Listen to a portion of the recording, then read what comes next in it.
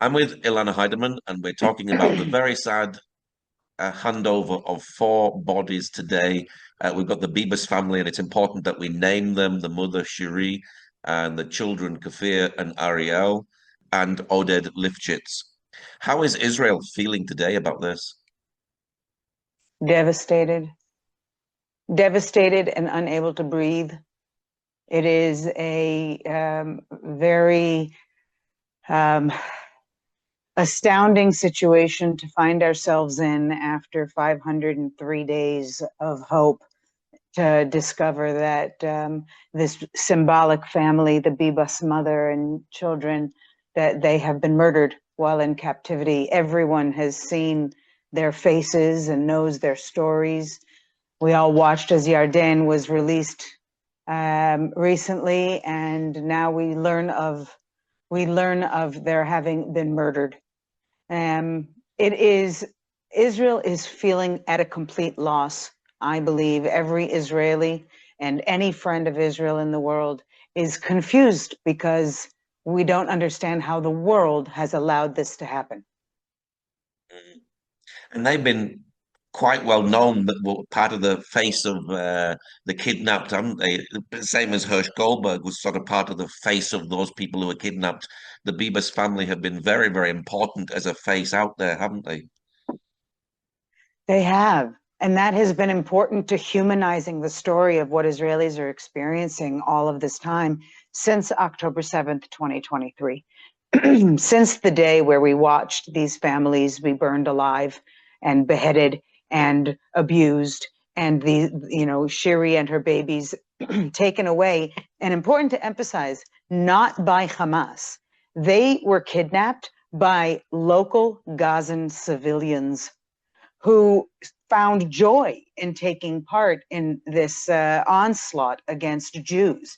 Like the one individual who calls his father on a recording that we have, that he says, "I am calling you from the phone of a Jew. I killed 10 Jews." That thirst for blood and that excitement was not just a Hamas issue. And today we have to see that all of Gazan society has been educated to believe that Hamas ideology is an acceptable ideology. It is not. And we must stop anyone in the world from believing that there is logic behind that argument. We also need to start realizing that anyone who does try to legitimize that argument is themselves a supporter of terror and should be accountable for that. So there are so many things that we are digesting right now in terms of how they, as a symbol, help us drive forward. There's a beautiful graphic that's circulating that says, "May their memory," and you're right, it was also about Hirsch and several others, Omer Nutra, another American citizen, and others from different, Emily Damari for England. And you have different ones that you say, "May their memory," or "May their spirit, may their strength be a revolution." And that's what we need. For there to be a revolution in the name of the Bebas children. They call the Jews baby killers. They've been doing it for thousands of years. Now we see and we show who are the baby killers. They stole 2 children in their bed. They don't know if they're going to be able to identify the body of Kfir, the baby, because you identify, depending on the situation of the remains, by the teeth. You need teeth, and he had none. So there are so many issues about this family becoming the symbol that perhaps could drive humanity forward. Can we see with today's release, and to speak of Oded Lifshitz, it's important to recognize this was a very far left activist, someone who did not love the government, and he did not love elements of the state, and we all don't love anything about wherever we live. And we don't love every politician, and we don't love every policy. But he was very, very much a longtime activist and one of the founders of Nir Oz. And so he's a symbol in a different way for a different element of society. Even his wife Yocheved, who was freed from captivity, she even has spoken about it. He used to drive for many years on the project Roads to Recovery, driving Gazan children who received medical care in Israel. You see, we have been feeding this idea that there is a potential for peace with these people, and they have been educated that the only reason that Israel exists is for them to use us, manipulate us, and then kill us. And the Bebas family is a symbol, and must be, for every good human being out there, that we have to find a way to tell the story better, to be more active and to be more vocal. Because what is an icon? What is a memory of them? Every time I see a child with red hair, you can't help but have your breath stopped. And that's going to stay with us. We're going to remember them. But how do we turn their memory into revolution? That's going to require a more involved world. Mm. Now, the bodies have been handed over to Israel. I imagine now there is DNA testing to confirm that these bodies actually are the Bebas family and Oded as well. Will they also Yes. find out how they died, do you think? Well, first, it has to be emphasized that they delivered coffins that were locked with keys that did not unlock them. Then they had to be checked by a bomb squad to be sure that there were no hidden explosives inside. This is not new. There were explosives found inside of bodies on October 7th because they were anticipating that someone would come to save them and they would be able to kill them too. So it was checked by the bomb squad. And they had a very small ceremony with the reciting of the Jewish prayer for the dead. And then they were handed off to the IDF, to our beloved defense forces. Can you imagine? What we have to go through. And then they, yes, go off to a place named Abu Kabir, which they will do a testing of the DNA from what is possible, and they do have DNA from all 4 of these victims. And as I mentioned, the identification of the bodies will be difficult because of the amount of decay that could have happened over 500 days in captivity without knowing when. In terms of determining when, that will be, that will take many more hours, and it cannot be given as a precise detail of exactly what day or hour, but they do know that they'll be able to identify some element of cause. Now, of course, the Hamas propaganda machine is trying to brainwash people to believing that Israel is to blame. Israel's Air Force bombing these areas caused their deaths. And in their staged Squid Game propaganda style, they put a horrific picture of our prime minister, Bibi Netanyahu, as the devil with fangs and blood coming out of his mouth. And this is supposed to convince the world. All of those college students and all of the advocates and the UN officers and all of the politicians, all the people who are defending Hamas, this is what they stand up for.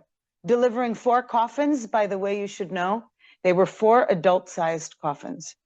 So the full identification of the bodies, of course, does have to happen in our hands. And there are lots of people who wish that they would open the coffins and declare to the world, no, these are 3 other people. These are not the Bebases. They're still alive. I'm telling you, there are people like myself this morning. I thought, isn't that possible? Couldn't it be God give us a miracle?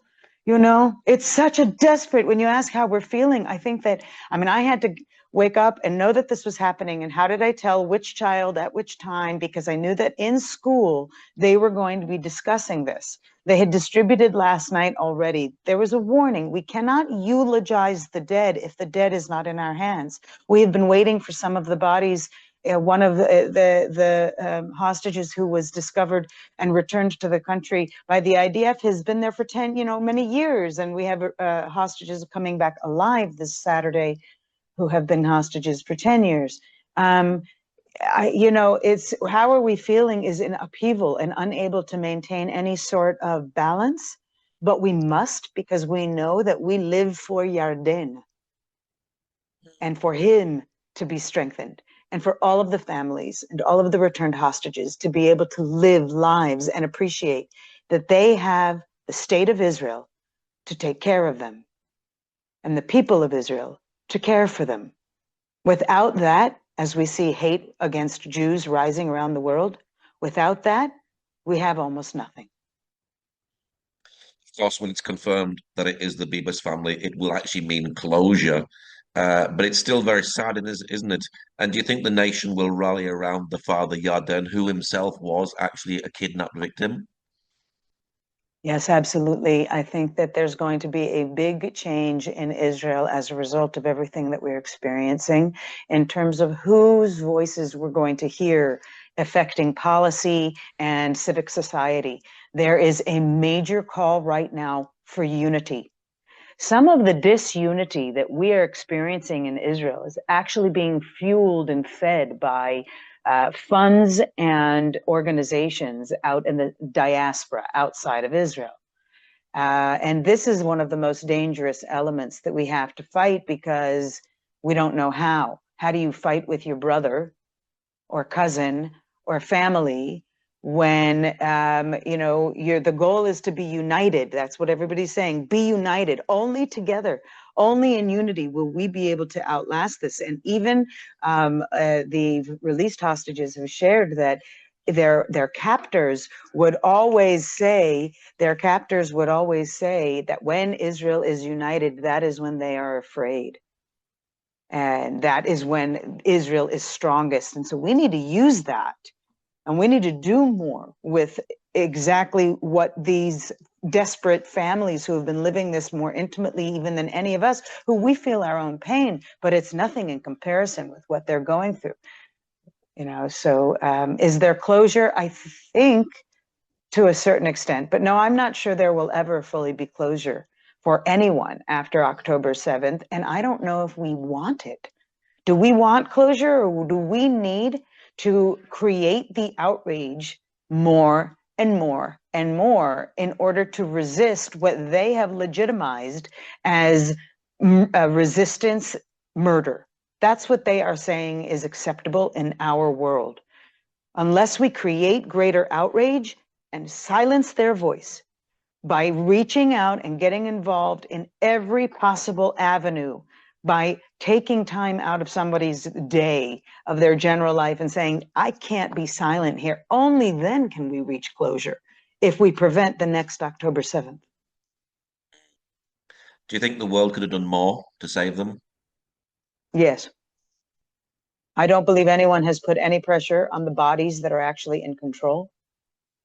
All of the pressure is on Bibi and the Bibi haters of the world, and the campaign that it's, his politicking, when in fact it's actually been also recently discussed that some of the members of the negotiating team were actually more interested in concessions. Again and again, we'll give you anything at any price. So now we've released, just for these bodies today, several hundred terrorists who have murdered several hundreds amongst them.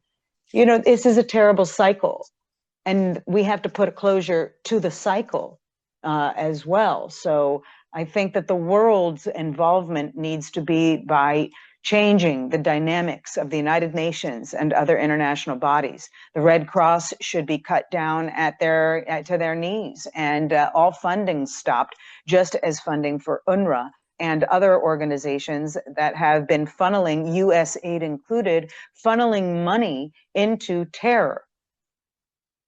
The only reason that 50,000 local civilians are now in pristine new uniforms with massive stages and printing and everything on show and well-fed, and every day videos come out about there are good food in Gaza. It's all everything that they're showing to have the world pity them is a show. And I feel bad for refugees everywhere in the world, but we have to see that they are fooling the world, and we have to stand up against it. They are presenting a They are presenting a picture of power. We have to take that power away by demonstrating to the world that this is a farce. Call it out. My prayer is that more people feel confident to do so. However, I also believe that people are afraid, and rightly so. And there are many ways to create action that do not expose even your personal identity, allow you to do more. My prayer is that we will do more and immediately get back in one call from around the world a demand for all hostages to be released at once. There are going to be, by the end of this phase, 63 hostages remaining in captivity. We need a global call to release them at once, to demand of the governments, to demand of terror funding Qatar, to demand of everyone, to create the demand on the Pope, who sat with a keffiyeh wrapped Jesus. We have to demand greater accountability. Otherwise, the Holocaust of our generation will continue to happen. We are only in an early phase of the attempted genocide, and only the involvement of common people of the world in creating greater change is going to stop it. My prayer is that people wake up. What's your website for people who'd like to know more about the work that you do? IsraelForever.org is our website. Our primary channels right now are to try and inspire through Instagram, YouTube, and our podcast. But we also have ongoing activities that virtual citizens of Israel, our global community, can do so as to feel more connected. That's our goal, to go people to people and help you do more in creative ways, the ways that suit your life and can make a difference. We're very small. I live in the Judean mountains of the most incredible land in the world. This is the center of the world. And when people will realize that the hostage crisis we are facing today has an impact on you, you will understand Israel better. You will be a better person for trying to understand Israel and the Jewish people. And you will be stronger because you too can identify as a virtual citizen of the greatest civilization. Help save it, and let us defeat the Sodom and Gomorrah of today. Come and learn, come and connect. Thank you so much for giving voice to the voiceless. Well, Elana, thank you very much for sharing today. It's been wonderful. I hope that everybody's staying strong.